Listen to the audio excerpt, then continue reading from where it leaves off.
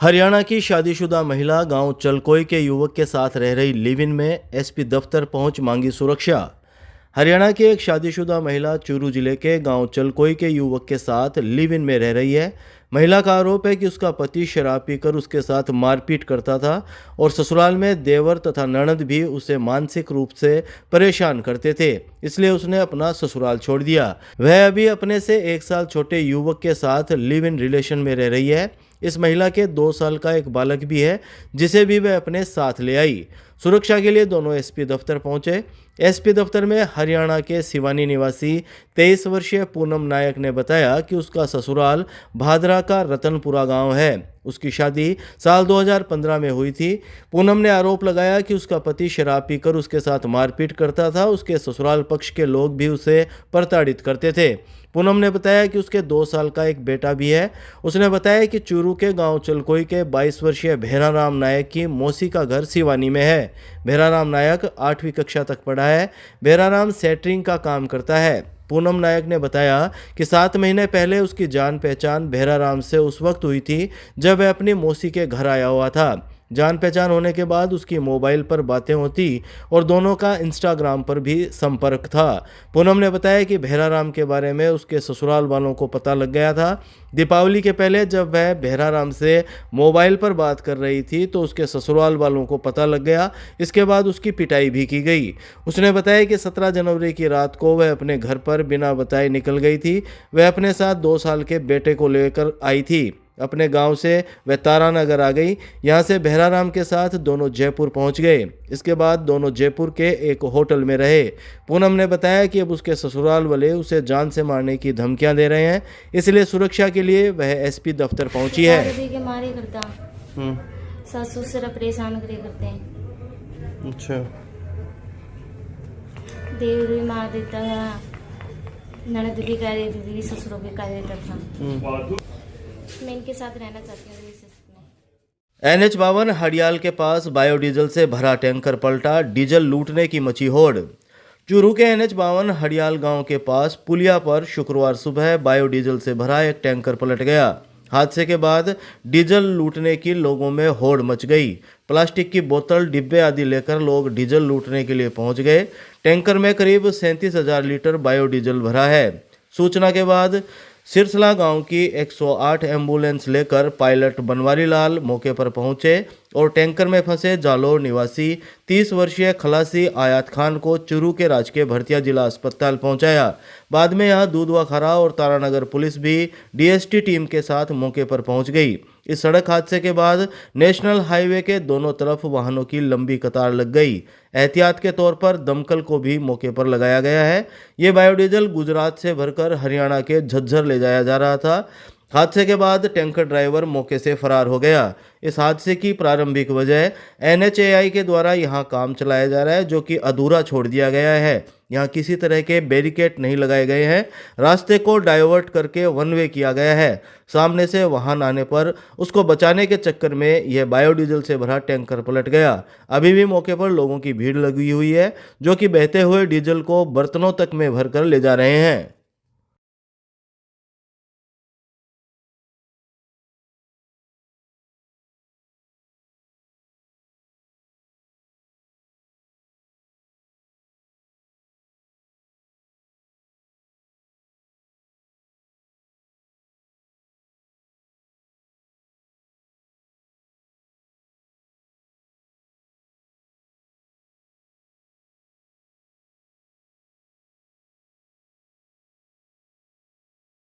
जिला परिषद सभागार में तंबाकू मुक्ति परामर्श के लिए दिया गया प्रशिक्षण, CHO का किया गया सम्मान। चूरू जिले में तंबाकू मुक्ति उपचार और परामर्श सेवाओं के सुदृढ़ीकरण के लिए शुक्रवार को जिला परिषद सभागार में सामुदायिक स्वास्थ्य अधिकारियों के प्रशिक्षण का आयोजन किया गया। सूचना और जनसंपर्क विभाग द्वारा शाम 7 बजे जारी प्रेस नोट के मुताबिक CMHO डॉक्टर मनोज शर्मा ने बताया कि WHO के संयुक्त तत्वाधान में सामुदायिक स्वास्थ्य अधिकारियों का प्रशिक्षण में जिले के प्रतिभागियों ने भाग लिया। इस प्रशिक्षण का मुख्य उद्देश्य भारत सरकार द्वारा निर्धारित गाइडलाइन के अनुरूप तंबाकू मुक्ति उपचार और परामर्श सेवाओं के सुदृढ़ीकरण के लिए सामुदायिक स्वास्थ्य अधिकारियों के स्तर पर तंबाकू उपभोगियों की पहचान कर उन्हें तंबाकू का उपभोग छोड़ने के लिए तकनीकी सहायता सहायता और परामर्श प्रदान करना है। ACMHO डॉक्टर एहसान गौरी ने बताया कि जिले में तंबाकू मुक्ति परामर्श और उपचार सेवाओं के विस्तार के लिए समस्त आयुष्मान आरोग्य मंदिर स्तर पर तंबाकू उपभोगियों को तंबाकू छोड़ने के लिए प्रेरित किया जाना आवश्यक है। इस दौरान जिला चिकित्सालय चूरू में प्रदान की जा रही तंबाकू मुक्ति परामर्श और उपचार सेवाओं की समीक्षा भी की गई तथा सेवाओं में आवश्यक सुधार हेतु निर्देशित करते हुए सभी प्रतिभागियों के समन्वित प्रयासों से तंबाकू मुक्ति उपचार परामर्श केंद्र पर अधिक से अधिक तंबाकू उपभोगी मरीजों को रेफर करने हेतु निर्देशित किया गया। प्रतिभागियों को तंबाकू उपभोगी मरीजों की शारीरिक मानसिक व्याधियों के व्यवहारिक रूप से समाधान, वैज्ञानिक और चिकित्सकीय विधि से काउंसलिंग करते हुए तंबाकू उत्पाद छोड़ने के लिए प्रेरित करने के निर्देश दिए गए। साइकोलॉजिस्ट संगीता जोधा ने प्रतिभागियों को विस्तार से तंबाकू उपभोग छोड़ने के लिए रोगियों को क्विट प्लान बनाए जाने, तंबाकू मुक्ति के व्यवहारिक पहलुओं तथा NRT दवाइयों के उपयोग के विषय में जानकारी दी। MIS अधिकारी सिमरन ने भारत और राज्य सरकार के तंबाकू नियंत्रण कानूनों के बारे में जानकारी दी। इस मौके पर चिकित्सक अधिकारियों ने CHO को प्रमाण पत्र देकर सम्मानित किया। इस मौके पर NTCP के जिला सलाहकार लाड कंवर ने बताया कि नशे के उपभोगियों को नशा मुक्ति के लिए प्रेरित करने की बात कही। इस मौके पर SI मुकुल शर्मा, साइकोलॉजिस्ट गगन शर्मा आदि मौजूद रहे। जिले में साइबर शील्ड अभियान के तहत पुलिस ने 192 मोबाइल किए बरामद, 18 लाख से अधिक की राशि करवाई रिफंड। SP जय यादव ने प्रेस वार्ता में दी जानकारी। चूरू जिले में पुलिस ने 2 जनवरी 2025 से 31 जनवरी 2025 तक चलाए गए साइबर शील्ड अभियान में 192 मोबाइल बरामद कर परिवादियों को लौटा दिए हैं। इस अवधि में पुलिस ने साइबर ठगी के 18 लाख रुपए से अधिक की राशि भी पीड़ितों को रिफंड करवाई है। इन 29 दिनों में साइबर अपराधियों के खिलाफ 16 मुकदमे भी दर्ज किए गए। SP जय यादव ने शुक्रवार को प्रेस वार्ता कर यह जानकारी दी है। उन्होंने बताया कि अभियान के दौरान साइबर अपराध के परिवादों को निस्तारण किया गया। प्रतिदिन पोर्टल पर साइबर अपराधियों के डाटाबेस के आधार पर तकनीकी विश्लेषण कर मामले दर्ज किए गए और इनमें गिरफ्तारी भी की गई। इस अभियान के दौरान जिले के पुलिस थानों में 571 गुमशुदा मोबाइल हैंडसेट ट्रेस किए गए। इनमें से 192 मोबाइल को बरामद कर परिवादियों को सौंप दिया गया। बाकी ट्रेस किए गए मोबाइल को लेकर दूसरे राज्यों की पुलिस से संपर्क किया गया है। उन्होंने बताया कि इन मोबाइलों को भी बरामद कर पीड़ितों को दिए जाएंगे। SP ने बताया कि पुलिस ने इस दौरान 16,29,821 रुपए होल्ड करवाए हैं। SP यादव ने बताया कि साइबर अपराधों की रोकथाम के लिए साइबर शील्ड अभियान लगातार जारी रहेगा। 29 दिनों में अभियान के तहत कार्यवाही करने वाली टीम में साइबर सेल प्रभारी भागीरथ, सुरेंद्र कुमार, धर्मवीर, रमाकांत, सत्यवान, रवि कुमार, सुनील कुमार और विक्रम की महत्वपूर्ण भूमिका रही। अभी हमारे 2 तारीख से जनवरी से आज 31 जनवरी तक ये अभियान साइबर शील्ड अभियान चल रहा है PHQ के निर्देश पर, जिसके अंदर मोबाइल फ़ोन जो लोगों के गुम हो गए थे, चोरी हो गए थे, उनको रिकवर करने का भी अभियान में का हिस्सा था। उसके अंदर हमने 190 से ज़्यादा फ़ोन जो है रिकवर कर लिए हैं, जिनकी कीमत 40 लाख से भी ज़्यादा की है। अभियान के दौरान 18 लाख से भी ऊपर की जो परिवादियों के जो फ्रॉड हुए थे पैसे, वो हमने वापस दिलाए हैं और 16,000 से ज़्यादा जो पैसे हैं वो होल्ड करा रखे हैं, उनको भी जल्दी वापस दिला दिया जाएगा। और साइबर अपराधियों के खिलाफ हमने अभी तक जिनकी शिकायतें हमारे पोर्टल पे आई थी, उनकी छानबीन करके जांच करके 16 मुकदमे हमने अभी साइबर अपराध के दर्ज करे हैं। ये फ़ोन जो है अभी सबको पूरे ज़िले में जितने भी हैं सबको लौटा दिए जाएंगे। अभी हमने मोबाइल नंबर जो है 87 मोबाइल्स और IME जो है हैंडसेट 492 जो है साइबर अपराध में इस्तेमाल करते थे, उनको हमने ब्लॉक कराया है। चूरू की साइबर थाना पुलिस ने साइबर फ्रॉड के अंतर्राज्यीय गिरोह के एक बदमाश को हरियाणा से किया गिरफ्तार। सुजानगढ़ के डॉक्टर के खाते से निकाले थे 50,000 रुपये।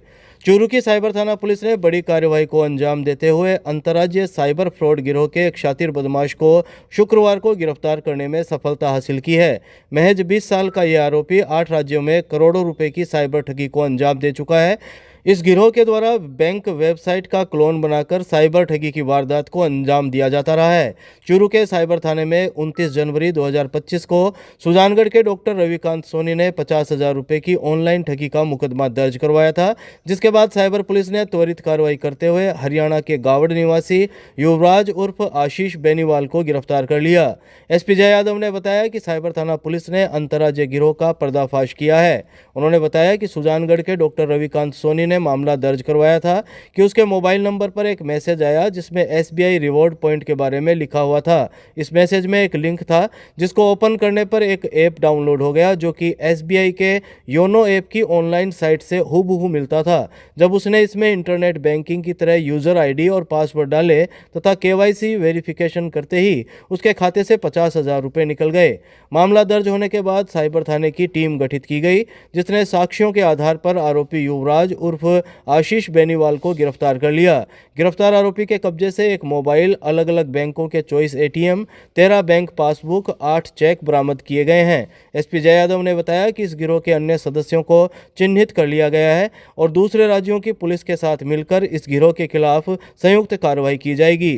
कार्रवाई करने वाली टीम में हेड कांस्टेबल सज्जन सिंह और रमाकांत की विशेष भूमिका रही। मुकदमा दर्ज हुआ है जिसके अंदर करोड़ों रुपए की ठगी कर रखी है। उसमें युवराज बेनीवाल उर्फ आशीष पुत्र श्री ओमपाल निवासी गावड़ पुलिस थाना हिसार सदर जिला हिसार उसको गिरफ्तार करा गया है। उसके पास से एक मोबाइल फोन, विभिन्न बैंकों के 24 ATM, 13 बैंक पासबुक व 8 चेकबुक बरामद करी गई है। उसने पूरे देश में अलग अलग जगह करोड़ों रुपए की ठगी कर रखी है।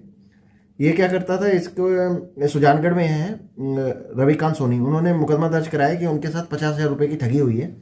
उसने एक मैसेज भेजा जिसके अंदर एक योनो ऐप जो होता है SBI का, उसका लिंक भेजा था।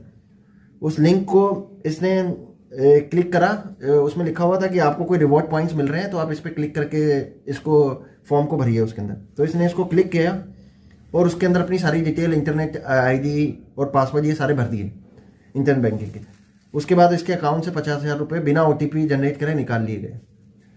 इसी में ही तफ्तीश करते हुए जिस अकाउंट में पैसे गए और डिटेल्स पता करते हुए इस आदमी युवराज बेनीवाल को हमने गिरफ्तार करा है। और भी इसके साथ जो इन्वॉल्व हैं लोग, उनकी भी छानबीन कर रहे हैं।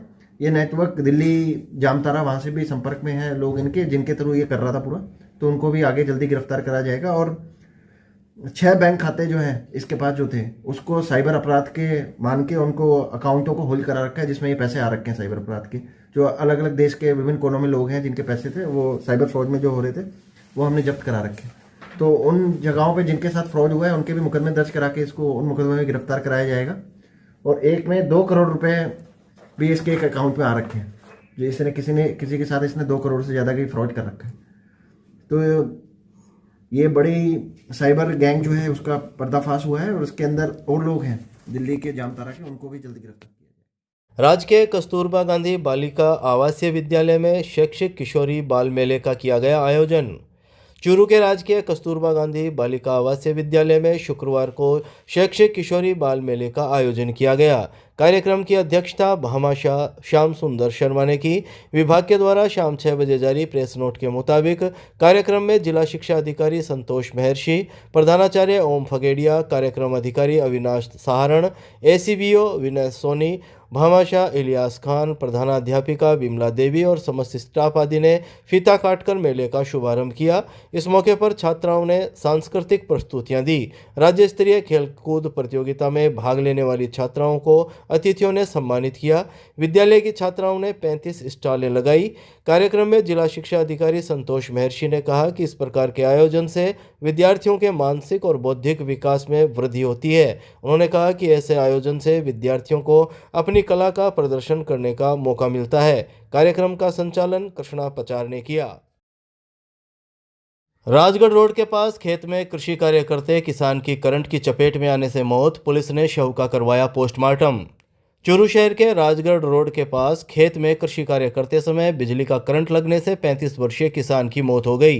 परिजन शुक्रवार को जब खेत में पहुंचे तो उसका शव बिजली के तार से चिपका हुआ मिला। कोतवाली पुलिस ने मृतक का पोस्टमार्टम करवाकर शव परिजनों को सौंप दिया। कोतवाली थाना के ASI सुरेश कुमार ने शाम 5 बजे करीब जानकारी देते हुए बताया कि वार्ड संख्या 43 निवासी विनोद बालान ने रिपोर्ट दी कि उसका छोटा भाई टोरू उर्फ छोटू मेघवाल खेत में कृषि कार्य करता था। उन्होंने खेत में सरसों और गेहूं की बुआई कर रखी है। उसका भाई खेत में पानी की लाइन पलटने के लिए खेत गया था, जिसके खेत में पाइपलाइन पलटते समय करंट की चपेट में आने से मौत हो गई। परिवार के लोग जब खेत में गए तो टोरू उर्फ छोटू खेत में बिजली लाइन के पास चिपका हुआ पड़ा था। सूचना के बाद मौके पर पहुंची कोतवाली पुलिस ने शव को अस्पताल की मोर्चरी में रखवाया, जहां मृतक के शव का शुक्रवार को पोस्टमार्टम करवाकर परिजनों को सुपुर्द कर दिया गया। ये विनोद मेघवाल निवासी वार्ड नंबर 43 चूरू ने रिपोर्ट पेश की है कि मेरा छोटा भाई छोटू उर्फ टूरू जो खेत में कृषि का कार्य कर रहा था, तो कृषि कार्य करते समय करंट लगने से उसकी मृत्यु हुई। जो कल दिनांक शाम को खेत में गया था और सुबह उसको संभाला तो मृत अवस्था में मिला, जिसकी लाश का पोस्टमार्टम करवाया जाकर अग्रिम कार्रवाई की जा रही है।